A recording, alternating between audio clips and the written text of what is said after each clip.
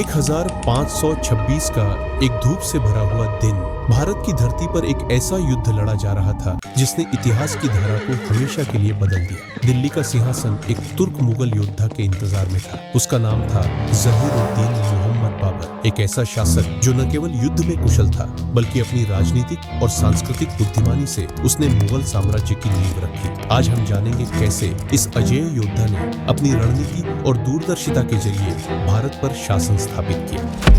बाबर का जन्म 1483 में फरगाना की घाटी में हुआ था। एक प्रसिद्ध वंश में चंगेज खान और तैमूर लंग के वंशज के रूप में बाबर एक शक्तिशाली शासक थे, लेकिन उनका शासक जीवन आसान नहीं था। फरगाना के छोटे से राज्य को बनाए रखना बाबर के लिए कठिन हो गया था। युद्ध और साजिशों के बीच खुद को बचाए रखने के लिए उन्होंने एक नया रास्ता सोचना शुरू किया और यही सोच उन्हें भारत लेकर आई। बाबर को अब पता था कि यदि उन्हें सफल होना है तो उन्हें भारत जीतना होगा। 1526 में पानीपत की पहली लड़ाई में बाबर की अपेक्षाकृत छोटी सेना दिल्ली के सुल्तान इब्राहिम लोदी की विशाल सेना के सामने खड़ी, लेकिन बाबर का सबसे बड़ा हथियार उसकी अद्भुत रणनीति और आधुनिक आग्नेयास्त्र थे। इस युद्ध में जीत ने न केवल दिल्ली का सिंहासन बल्कि पूरे उत्तर भारत को बाबर के अधीन कर दिया। इब्राहिम लोदी की हार के बाद भी बाबर के युद्ध समाप्त नहीं हुए थे। 1527 में राजपूत शासक राणा सांगा ने बाबर के खिलाफ विद्रोह कर दिया। खानवा की लड़ाई में बाबर की नेतृत्व वाली मुगल सेना ने राजपूतों को हरा दिया। इस जीत ने मुगल साम्राज्य की एक नई शुरुआत की। इसके बाद बाबर ने बिहार और बंगाल के अफगान शासकों के साथ घाघरा के युद्ध में भाग लिया